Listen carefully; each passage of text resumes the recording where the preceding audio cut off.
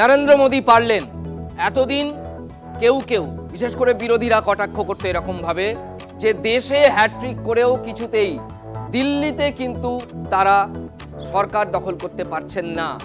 তার আগে তো দুবার জয় হয়েই গিয়েছিল, যদি এই তৃতীয়বারের জয়ের কথা বাদ দিই। এবার কিন্তু নরেন্দ্র মোদী সেই চ্যালেঞ্জ জয় করে দেখালেন এবং কেজরিওয়াল তিনি তো কিছু কম যান না হেভিওয়েট লিডার হিসেবে। এহেন কেজরিওয়ালকে ধরাশায়ী করে দিয়ে, মনীষ সিসোদিয়াকে ধরাশায়ী করে দিয়ে 27 বছর পর নরেন্দ্র মোদীর নেতৃত্বেই দিল্লি বিধানসভায় সরকার গড়ছে বিজেপি।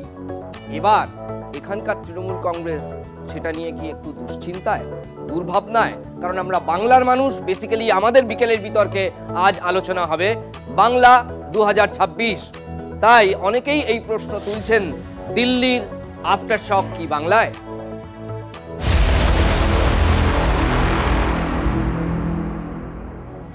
আমাদের অতিথি কারা আছেন আজকে বিকেলের বিতর্কে? কেয়া ঘোষ বাদিক থেকে আলাপ করাই, বিজেপি নেত্রী এবং বিজেপি মুখপাত্র। কংগ্রেসের শুভাশিস ভট্টাচার্য, স্বাগত জানাই আপনাকে। কেয়া দেবী, আপনাকে স্বাগত জানাই। অনির্বাণ বন্দ্যোপাধ্যায় তৃণমূলের পক্ষে বলবেন, আইনজীবী এবং রাজনৈতিক বিশ্লেষক। এবং আবির শেঠ, আজকের বিতর্কে দেখুন আপের প্রতিনিধিত্ব করা কোনো না কোনো নেতার বা মুখপাত্রের অত্যন্ত প্রয়োজনীয়তা ছিল, তাই আজকে আমরা আপের প্রতিনিধিকেও আমন্ত্রণ জানিয়েছি। আপনাকেও সাধুবাদ এবং স্বাগত জানাই। আমি শুরু করব প্রথমে আপ প্রতিনিধিকে দিয়েই, তার কারণ যেহেতু লড়াইটা আপনাদের সঙ্গেই ছিল। 2013 আমি ছেড়ে দিলাম 49 দিনের সরকার, তারপর উপরাজ্যপাল চালালেন। 2015 67টা আসন পেয়ে ফিরলেন। 2020 62টা আসন পেয়ে ফিরলেন। এবার এইরকম হলো কেন? দেখুন, প্রথমত এখানে মানে খুব ভালো করে বোঝার আছে ব্যাপারটা যে আমরা একটা ইংরেজিতে একটা কথা আছে যে স্মিয়ার ক্যাম্পেনিং, যে কোনো একটা ব্যক্তিকে তাকে কনস্ট্যান্টলি খারাপ প্রমাণ করার, তার যে জনপরিচিতি, তার যে একটা সুন্দর ভাবমূর্তি, সেই ভাবমূর্তিকে কোনো না কোনো জায়গায় অনেকভাবে ছোট করার চেষ্টা করা হয়েছে এবং কনস্ট্যান্টলি তাকে কোনো মানে জেলে ঢুকিয়ে, উচ্চ নেতৃত্বে জেলে ঢুকিয়ে দিয়ে যে দল ভেঙে যাওয়ার যে চেষ্টা, যে পরিকল্পনা, সেটা কিন্তু করা হয়েছে। তারপরেও কিন্তু আমরা সেই জোরের সাথে আমরা কিন্তু সেই ভোটটা লড়েছি এবং বিজেপির এগেনস্টে আমরা দাঁড়িয়ে এককভাবে লড়েছি। সে তারপরে দিল্লির জনতা যা ম্যান্ডেট দিয়েছেন, আমরা একটা কথাই বলি, জনতা জনার্দন তারা যেটা ম্যান্ডেট দিয়েছেন আমরা সেটা মাথা পেতে স্বীকার করছি। যারা ভোট দিয়েছেন তাদেরকে অসংখ্য ধন্যবাদ। যারা ভোট দেননি তাদেরকে একটাই কথা বলবো যে আগামী দিনে আরও ক্ষমতার সাথে অরবিন্দ কেজরিওয়াল আবার দিল্লির বুকে ফিরে আসবেন এবং যারা ভোট দেননি তাদের কাছে যে অরবিন্দ কেজরিওয়াল যতটা জনপ্রিয় ছিলেন ঠিক ততটাই জনপ্রিয়তা আবার অর্জন করবেন।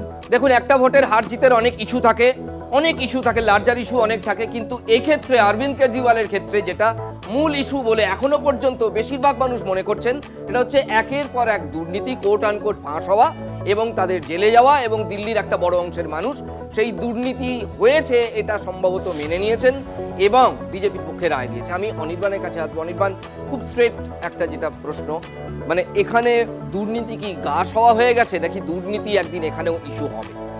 দিল্লিতেও দুর্নীতি যে বিশাল ইস্যু হয়েছে বলে এটা কিন্তু আমি খুব একটা মনে করছি না। এবং এখানে আম আদমি পার্টির আসন সংখ্যা এতটা কমে গেলেও তাদের ভোট পার্সেন্টেজ কিন্তু বিজেপির থেকে খুব পিছিয়ে নেই। অতএব কোথাও গিয়ে ভোট পার্সেন্টেজের এক একটা আসনে ভোটের ভাগাভাগি কিভাবে হয়েছে সেটা আগামী দিনে দেখতে হবে। প্রাথমিকভাবে যেটুকু জেনেছি আমার কম বেশি হতে পারে, 16 থেকে 17টি আসন কিন্তু এরকম ছিল যেখানে কংগ্রেস প্রার্থীর কারণে আম আদমি পার্টির প্রার্থী হেরে গেছেন, এরকম আমরা দেখতে পাচ্ছি। তার মানে এটা নয় যে কংগ্রেসের জন্য আপ হেরে গেছে, এরকম সরলীকরণ আমি একদমই করব না। আম আদমি পার্টি তার নিজের থেকে 10% নেমে এসেছে, নিজের থেকে কমেছে, কিন্তু বিজেপির যে বৃদ্ধি তার ডিফারেন্সটাই 2% থেকে 2.5%-এর মধ্যেই রয়েছে এখনো পর্যন্ত যা ডিক্লেয়ার করা হয়েছে। কিন্তু অন্যতম গুরুত্বপূর্ণ একটি বিষয় যেটা আমরা হয়তো খেয়াল করছি না, মহারাষ্ট্র তো একই অভিযোগ উঠেছে, দিল্লিতে উঠেছে যে ভুয়ো ভোটার লিস্ট সংশোধনের নামে এমন সংখ্যায় ভোটার ঢোকানো হয়েছে, যেটা মহারাষ্ট্রের ক্ষেত্রে লোকসভা এবং বিধানসভার একটা ডিফারেন্স হয়েছিল, দিল্লির ক্ষেত্রে হয়েছে বলে অভিযোগ, যেটাকে আপ সাকসেসফুলি কমব্যাট করতে পারেনি। 1, 2 কেজরিওয়াল জিতে ওঠার পর আপ নেতা এমন কিছু বলছেন না, কিন্তু তিনি কি বলবেন পরবর্তীকালে সেটা তার ব্যাপার। অনির্বাণ, একবার শুনিয়ে দিই অরবিন্দ কেজরিওয়াল, যার মন্তব্য আজকে না শুনলেই নয়, একবার শুনুন কেজরিওয়াল কি বলেছেন। এবং একই সঙ্গে আমরা দিল্লিতে বিজেপি সদর দফতরের দিকে খেয়াল রাখবো, সেখানে অলরেডি পৌঁছে গিয়েছেন স্বরাষ্ট্রমন্ত্রী অমিত শাহ, সেখানে নরেন্দ্র মোদী যাবেন। কিভাবে দিল্লির জয়কে তিনি ব্যাখ্যা করেন, কতটা উচ্ছ্বাস প্রকাশ করেন দেখবো আমরা। আপাতত দেখুন কেজরিওয়াল কি বলছেন। उम्मीद करता हूं कि जिस उम्मीद के साथ और जिस आशा के साथ लोगों ने उनको बहुमत दिया है, वो उन सभी उम्मीदों और आशाओं पे पूरा उतरेंगे। अब जो जनता ने हमें निर्णय दिया है, हम न केवल एक कंस्ट्रक्टिव ऑपोजिशन का रोल निभाएंगे, बल्कि हम समाज सेवा, जनता के सुख दुख में काम आना, व्यक्तिगत तौर पे जिसको भी जो ज़रूरत होगी, हम लोगों के सुख दुख में हमेशा काम आएंगे। क्योंकि हम राजनीति में कोई सत्ता के लिए नहीं आए, हम राजनीति को एक ज़रिया मानते हैं जिसके ज़रिए जनता की सेवा की जा सके, जिसके ज़रिए लोगों के सुख दुख में काम आया जा सके। वो काम हम करते रहेंगे और हमें आगे भी इसी तरह से जनता के सुख दुख में काम आना है। কংগ্রেস মুখপাত্র সুভাষিস বাবুর কাছে আসবো, একটা প্রশ্ন জুড়ে দিই সঙ্গে। কংগ্রেস সেই যে শিলা দীক্ষিতের সরকার গেল তখনও কিন্তু 32 ছিল বিজেপির পার্সেন্টেজ, তারপরে 39 হয়েছিল, এবার আরও বেড়েছে। কংগ্রেস ক্ষয়িষ্ণু শক্তি এখন এই যদি আপনি পার্সেন্টাইল দেখেন তাহলে হয়তো 0.2 বা এরকম কিছু একটা বেড়েছে, 2% হয়তো এবার বেড়েছে বা তার কাছাকাছি। কংগ্রেস দিল্লির পলিটিক্যাল ল্যান্ডস্কেপ থেকে ছিটকে যাচ্ছে কেন? এটা তো রাজধানী। আসলে আপনার রাজা মনে থাকবে যে বিজেপি প্রযোজিত আন্না হাজারের দুর্নীতিমুক্ত ভারত যে নাটক মঞ্চস্থ হয়েছিল, সেখানকার একজন কুশীলব ছিলেন হলো অরবিন্দ কেজরিওয়াল। এবং যখন তার পাঠ শেষ হয়ে গেছে তিনি তাকে গ্রিন রুমে চলে যেতে হয়েছে। মূলত এই লড়াইটা কংগ্রেসের সাথে আদর্শগত লড়াই বিজেপিরই থাকুক, অরবিন্দ কেজরিওয়াল হলো বিজেপির একটা প্রোডাক্ট। এবং সেটা পরবর্তীকালেও বোঝা গেছে যে রাজ্যগুলোতে কংগ্রেস অত্যন্ত শক্তিশালী, সেখানে অরবিন্দ কেজরিওয়াল ভুরি ভুরি টাকা নিয়ে চলে গেছে কংগ্রেসকে হারানোর জন্য। সেটা বিভিন্ন রাজ্যগুলো, আমি রাজ্যের নাম নিচ্ছি না, লম্বা লিস্ট। তো সুতরাং অরবিন্দ কেজরিওয়াল কখনোই বিজেপির বিপক্ষে ছিলেন কোনো সময় তা না, যেটা ছিলেন আমার ধারণা যেটা দেখানোর জন্য ছিলেন। আর ভোট পার্সেন্টেজের কথা এই অনির্বাণ বলছিলেন, এটা একদম ঠিক কথা, খুব সামান্য পার্সেন্টেজ বেড়েছে বিজেপির, কনসিস্টেন্টলি বেড়েছে, কিন্তু বেড়েছে, আমি অস্বীকার করছি না। কিন্তু পাশাপাশি এটাও ঠিক, যদি অরবিন্দ কেজরিওয়ালের ঔদ্ধত্য না দেখাতেন যে কারোর সাথে জোট করবো না, যদি করতেন কংগ্রেসের সাথে, তাহলে হয়তো এই পজিশন ছিল না, মানুষ অনেক ডিসাইসিভলি ভোট দিতেন, তখন হয়তো বিজেপির এই সিটটা নাও থাকতে পারত। মূলত সেটা আমার মনে হয়েছে যে রিজিওনাল পার্টিগুলো আস্তে আস্তে শেষ হয়ে গেলে, যে ফরম্যাটেই থাকুক না কেন, যার স্পন্সরশিপেই থাকুক না কেন, সেগুলো যদি শেষ হয়ে যায় তাহলে একটা শুভ দিন আসবে, সেটা ন্যাশনাল পার্টিগুলোতে একটা সময় আসবে, ন্যাশনাল পার্টিরা এই দেশ শাসন করবে এবং রাজ্য শাসন করবে, ফলে একটা সুবিধা থাকবে। কিন্তু অরবিন্দ কেজরিওয়ালের এটা তো ঠিক যে ভোটের পার্সেন্টেজ যেরকমভাবে দেখানো হচ্ছে, ওভারওয়েলমিং মেজরিটি নিয়ে বিজেপি এসছে, নিশ্চিতভাবে সিটের সংখ্যা বেড়েছে, কিন্তু ভোট পার্সেন্টেজ বিরোধীরা আদার্স যারা নির্দলে ছিল তাদের 3% বেড়েছে, আমাদের 6.37%। সুতরাং এটাকে জুড়লে পরে এই খেলাটা অত্যন্ত বিজেপির জন্য কঠিন হতো। কিন্তু সুভাষিস বাবুর প্রাথমিক প্রতিক্রিয়া পেলাম, আমরা বিজেপির মুখপাত্রের কাছে আসবো। তার আগে শুভেন্দু অধিকারী, রাজ্যের বিরোধী দলনেতা, তিনি যেভাবে প্রতিক্রিয়া দিয়েছেন তাতে একেবারে 26-এ সুর বাঁধা, প্রায় তারা ক্ষমতায় আসার জন্য প্রস্তুত, এইরকম একটা সুর রয়েছে, শুনুন। আপনারা সবাই ঐক্যবদ্ধ হন। দিল্লি যদি 27 বছর পরে পরিবর্তন করতে পারে, বাংলাকেও পরিবর্তন আপনারা করতে পারবেন। চিন্তা করবেন না, 1000 টাকার ভাতা এবারের বাজেটে 500 টাকা বাড়বে, এখন থেকে বলে গেলাম। 1500 হবে, আমরা এলেই 3000 দেব। 1,20,000 বাড়ি হয় না, যা পেয়েছেন নিয়ে নেন, ওই টাকায় বাড়ি হয় না, সবাই জানে। যারা 1,20,000 পেয়েছেন, আমরা আসলেই 3 মাসের মধ্যে আরো 1,80,000 টাকা দেব। আর যারা পাননি তালিকা করে রাখুন, 3 লক্ষ টাকার বাড়ি। বিজেপি নেত্রী আমাদের সঙ্গে রয়েছেন কেয়া ঘোষ। শুভেন্দু অধিকারী কি বলেছেন আমরা শোনালাম, মানে ডোল ছাড়া যাচ্ছে না, কিন্তু 1-3 হবে, 1,20,000ও বাড়বে আবাসে। সাধারণ মানুষ যেটা পেয়ে এসেছেন তাদের তো সেখান থেকে বঞ্চিত করা যাবে না, প্রথম কথা। এবার একটু জয়ের কথায় আসি। খুব আমার মনে হচ্ছে যে আজকের প্যানেলে স্বাভাবিক সবাই হেরেছেন। আমার পাশে কংগ্রেসের মুখপাত্র, তাদের যে নেতা, হ্যাট্রিক, হরিয়ানা, মহারাষ্ট্র, পরে দিল্লি এবং মাঝখানে লোকসভা ভোট। আচ্ছা, আর আপেদের যে যিনি রয়েছেন প্রতিনিধি, তিনি বলেন স্মিয়ার ক্যাম্পেন। আচ্ছা, যিনি 200 টাকার হাওয়াই শার্ট পরে 45টা 50 কোটির একটা শীর্ষমহল তৈরি করেন, তাকে কি আপনাকে আলাদা করে স্মিয়ার করতে হয়? সে তো এমনিতেই তো তার কাদা লেগে গেছে। দিল্লির মানুষ এতদিন বুঝতে পারেননি, তাদের সময় লেগেছে, কিন্তু লেগেছে। ঠিক একইভাবে বাংলাতেও তাই হবে, যেটা শুভেন্দু বাবু বললেন। দেখুন, পশ্চিমবঙ্গে খুব ইন্টারেস্টিংলি এখানকার মানুষ জানে যে দুর্নীতিগ্রস্ত। পশ্চিমবঙ্গের মানুষের ওই সদিচ্ছাটা এবার জাগবে। আমরা তো দেখেছি, দেখো 3 থেকে 77 হয়েছে, এবার 77 থেকে 150+ হতে আর তো বেশি দেরি লাগবে না। মানে 3 থেকে যে আপনি যদি গুণিতাকে দেখেন, তো সেই জায়গায় দাঁড়িয়ে আর তো সময় নেই। তাই একটা কথা আজকের রেজাল্টে সবার শেষে একটা কথা বলি, যে প্রমাদ গুনছে কে জানেন তো? কালীঘাটবাসিনী, নবান্নবাসিনী। আজ হেরেছে মাফলার, কাল হারবে হাওয়াই চটি, এটাই এখন বাস্তব কথা। আর পরিশেষে বলি, কুশীলবের কথা বললেন, কার সঙ্গে কার প্রযোজিত, কার নির্দেশিত আমি জানি না। এই কুশীলবের সঙ্গে কিন্তু লোকসভা ভোটে লড়েছিলেন। যদি কুশীলবই হতো, লোকসভা ভোটে লড়ে পরে বিধানসভা ভোটে তাদের যখন ছাড়াছাড়ি হয়ে গেল, কখনো আড়াআড়ি কখনো ছাড়াছাড়ি, এদের তো এই কখন বিরহ কখন প্রেম আমরা তো বুঝতে পারি না। কিন্তু এটাই বিষয় যে কংগ্রেসও এখন শূন্য থেকে মহাশূন্যে বিলীন হয়ে যাচ্ছে। ঠিক তাদের বাংলায় তাদের যে সঙ্গী রয়েছে বামেদের মতন, তাদেরও এক দশা হতে চলেছে। বেশ, আমি একটু অনির্বাণ বাবুর কাছে আসবো। অনির্বাণ বাবু, সত্যি কি তৃণমূল কংগ্রেস খুব চিন্তায়? হ্যাঁ, ভীষণ চিন্তায়। দেখুন, দুর্নীতির প্রসঙ্গে কথা হচ্ছিল তো, বাংলার আর দিল্লিতে এখানে একটা তফাৎ হচ্ছে। ধরুন, দিল্লিতে যদি বিজেপি এমন করতো, মনীষ সিসোদিয়াকে জেলে পাঠানোর পর যদি দলে নিয়ে নিত, তাহলে যেটা দিল্লিতে হতো, বাংলায় সেটা বিজেপি অলরেডি করে রেখে দিয়েছে। এখানে যাকে তারা চোর বলেছে, একজন শুধু নয়, যাদের বলাটাই বেটার। 2021-এর নির্বাচনে, 2021-এর নির্বাচনে তাদের প্রায় 50% প্রার্থী তৃণমূল থেকে যাওয়া লোক, যাদের প্রত্যেককে তারা কখনো না কখনো চোর বলেছে। এই দুটো কোলাটারাল টানার কোনো মানে নেই। দিল্লিতে বিজেপি জিতেছেন, তাদের অভিনন্দন। বাংলায় তারা বিজেপির ওই দিল্লির জয় থেকে ল্যাজ ধরে ভাবছেন জিতবেন, তাদেরকে অভিনন্দন, কোনো অসুবিধা নেই। একটা বছর মোটো বাকি আছে। এই 1 বছর একটু যদি মানসিক শান্তি ওনারা পান যে আমরা জিতবো ভেবে, তাতে আমাদের তখন আপত্তি থাকার কারণ নেই। তারা যদি মানসিক শান্তিতে থাকেন, সুকান্তবাবু হয়তো শুভেন্দুবাবুকে মিটিংয়েও ডাকবেন, শুভেন্দুবাবু হয়তো সুকান্তবাবুকে কর্মসূচিতে ডাকবেন, দিলীপ ঘোষকে দুজনে মিলে হয়তো চা খেতে ডাকবেন। এইগুলো যদি 1.5 বছর হয়, তারা একটু শান্তিতে থাকেন, কোনো আপত্তি নেই। তার আগে নিজেরা তাদের সভাপতিটা কে সেটা ঠিক করে নিন। পরে প্রধানমন্ত্রী, মুখ্যমন্ত্রী, এসব তো অনেক দেরি আছে। 26-এর নির্বাচন অবধি বিজেপি দলটা আজকের যে ফরমেশন, সেটা 3 টুকরো হয়ে যাবে না তো? সেটা নিয়ে তার আগে চিন্তা করুন। নির্বাচন তারা অনেক ক্যামাক স্ট্রিট বরং কালীঘাটের যে দৈরথ রাজা সর্বজন বিদিত।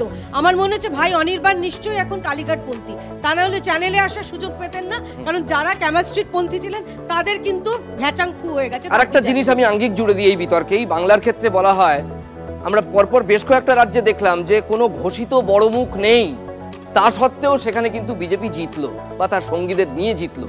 এখানে দিল্লির ক্ষেত্রেও তো তাই হলো। অ্যাজ সাচ তেমন ঘোষিত বড় মুখ নেই, নরেন্দ্র মোদী তো প্রধানমন্ত্রী। বাংলার ক্ষেত্রে কি এটা কখনো অ্যাপ্লিকেবল হতে পারে যে এই যে যেটা বলা হয় বিজেপির ক্ষেত্রে যে বড় মুখ নেই, দিল্লি তো করে দেখালো, সেখানে তো তেমন বড় মুখ কেউ নেই। দেখুন, দিল্লির নিরিখে প্রবেশ বর্মা খুব ছোট মুখও নন, এটা আপনাদের খেয়াল রাখতে হবে আজকে। এবং প্রবেশ বর্মাকে অন্য সময় চোর বলে তাকে দলে নেওয়া প্রবেশ বর্মা সেরকম কেউ নন। তার রাজনীতি কথার নায়ক কেজরিওয়ালের কাছে তিনি কত বড় মুখ, প্রশ্ন হচ্ছে এটাই। না, নিশ্চয়ই তার তুলনায় অনেক ছোট মুখ, এ নিয়ে কোনো সন্দেহই নেই। কেজরিওয়ালের তুলনায় অবশ্যই ছোট মুখ, কিন্তু দিল্লির বিজেপির রাজনীতির নিরিখে প্রবেশ বর্মা মোটেই খুব ছোট মুখ নন, এটা খেয়াল রাখতে হবে। তার 77 কোটি টাকা সম্পত্তি, যার 62 কোটি টাকা ধার আছে, এত বড় মুখকে আপনি কি হালকা বলছেন? 62 কোটি টাকা ধার নিয়ে নির্বাচন লড়েছেন, আপনি পারবেন না? যাতে পারবেন না। দ্বিতীয় কথা হচ্ছে, বাংলার সঙ্গে এই কারণে তুলনা চলে না, ফ্রম প্রি ইন্ডিপেন্ডেন্স দিল্লির কাছে বাংলা কোনোদিন মাথা নত করেনি, ফ্রম প্রি ইন্ডিপেন্ডেন্স। দিল্লিতে ডাইরেক্ট নরেন্দ্র মোদীর মুখটা চলে, সেই কারণে এটা হয়তো কিছুটা কাজ করতে হবে। তার সাথে আছে ইডি, সিবিআই, তারপরে নির্বাচন কমিশন, সব মিলিয়ে তো জয় আসতে পারে, এটা ধরে নিতে পারি। কারণ হলো আমরা দেখেছি মহারাষ্ট্রের নির্বাচনে একটা প্রেমিসেসে, কিন্তু দেখুন যারা যারা জেলে তারা হারলেন। দেখুন, অতিশী জেলে যাননি, তিনি হারেননি। আমি বলছি সত্যেন্দ্র জৈন হেরেছেন, কেজরিওয়াল নিজে গেছেন হেরেছেন। আবার দেখুন মনীষ সিসোদিয়া নিজে গেছেন, 18 মাস হেরেছেন। আবার হেমন্ত সোরেনও আছে, যাকে জেলে পাঠিয়েও হারানো যায়নি, বিজেপি পারেনি। আবার রমেশ বিদুরি মহিলাদের সম্পর্কে এবং সংসদে বসে যেসব নোংরা ভাষা, কুরুচিপূর্ণ ভাষা বলে গেছেন সাংসদদের, সেই মানুষটাও হেরেছেন অতিশীর কাছে। ঘটনা যেটা হয়েছে সেটা হলো যারা দুর্নীতি বলে অরবিন্দ কেজরিওয়ালকে হারিয়েছে বলছে, তারা নিজেরা দুর্নীতিগ্রস্ত। অশোক চৌহান থেকে শুরু করে অজিত পাওয়ার, যাদের জেলে ঢোকানোর কথা বলেছিলেন নরেন্দ্র মোদী, তারা এখন দলের সম্পদ, এবং সমস্ত অন্য দলের লোকদের নিয়ে বিজেপি চলছে। বিজেপি করা খুব একটা লোকেরা আচ্ছা বেশ, মমতা বন্দ্যোপাধ্যায় যখন দিল্লি যান, দেখুন আপনারাও দেখেছেন, আমাদের চ্যানেলে তো অবশ্যই দেখেছেন, তখনই তার বাংলোতে, যেখানে অবশ্যই অভিষেক বন্দ্যোপাধ্যায়ের বাংলোতে ওঠেন বা যেখানে যে বাংলোতেই সংসদের বাংলোতে ওঠেন, সেখানেই আমরা দেখি যে প্রথম নেতা যদি কেউ আসেন, আর যদি কেউ না আসেন তাহলে আপ নেতা আসতেনি কি, মানে এই ব্যাপারটা তৃণমূল কি খুব অস্বস্তিতে থাকবে কোথাও? স্বাভাবিক। কারণ আজকে একজন তৃণমূলের মুখপাত্র, বা আমি জানি না এখন তার মুখপাত্র আছেন কি নেই, তিনি পোস্ট করেছেন যে এটার সঙ্গে বাংলার কোনো সম্পর্ক নেই। আপনি চিন্তা করুন তো, যদি রেজাল্টটা অন্যরকম হতো, তখন উনি বলতেন যে দিল্লি যা হয়েছে তার প্রতিফলন আবার বাংলাতে ঘটবে।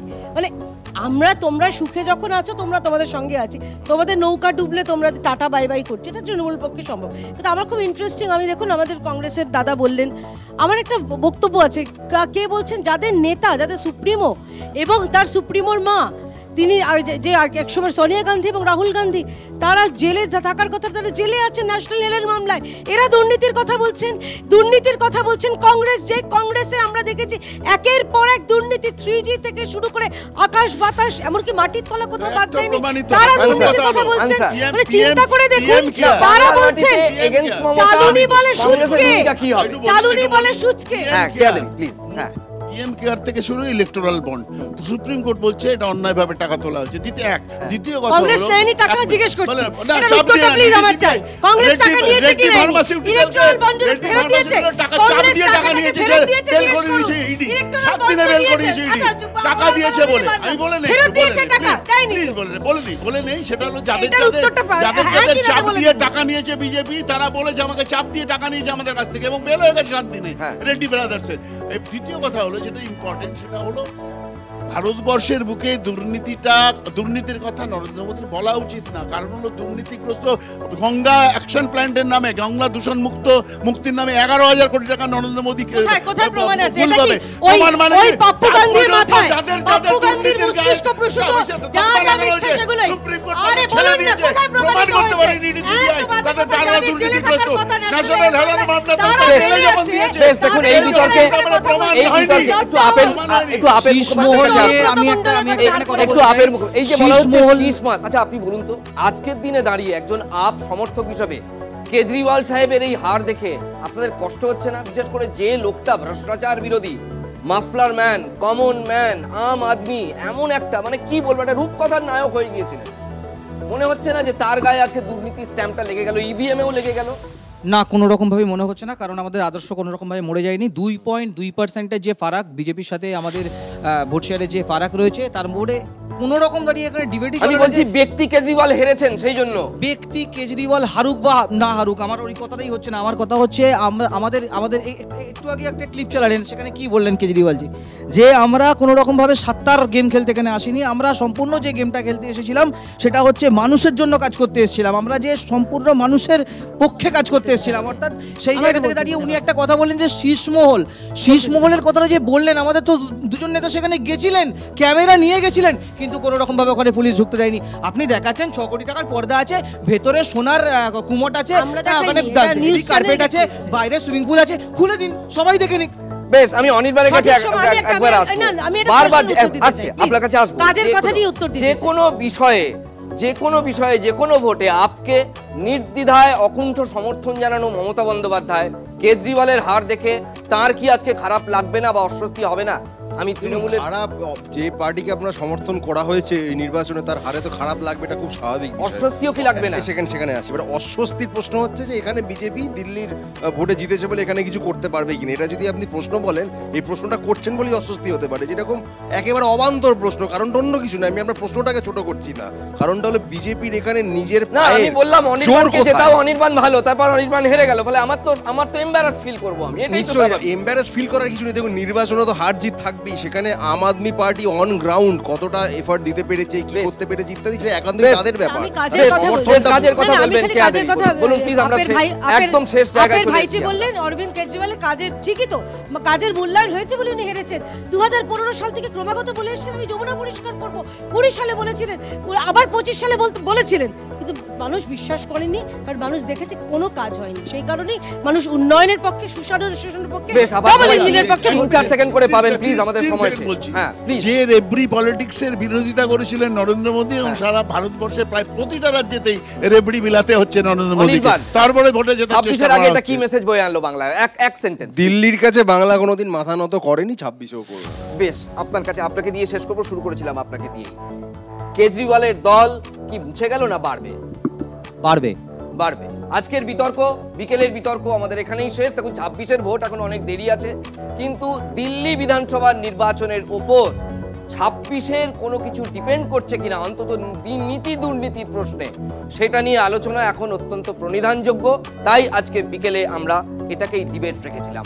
আপনারা দেখতে থাকুন TV9 বাংলা। অবশ্যই ভুলবেন না, আজ প্রধানমন্ত্রী নরেন্দ্র মোদী এরপর যে কোনো সময় দিল্লিতে বিজেপি সদর দফতর থেকে বক্তৃতা পেশ করবেন, সেদিকে চোখ রাখবেন অবশ্যই TV9 বাংলায়।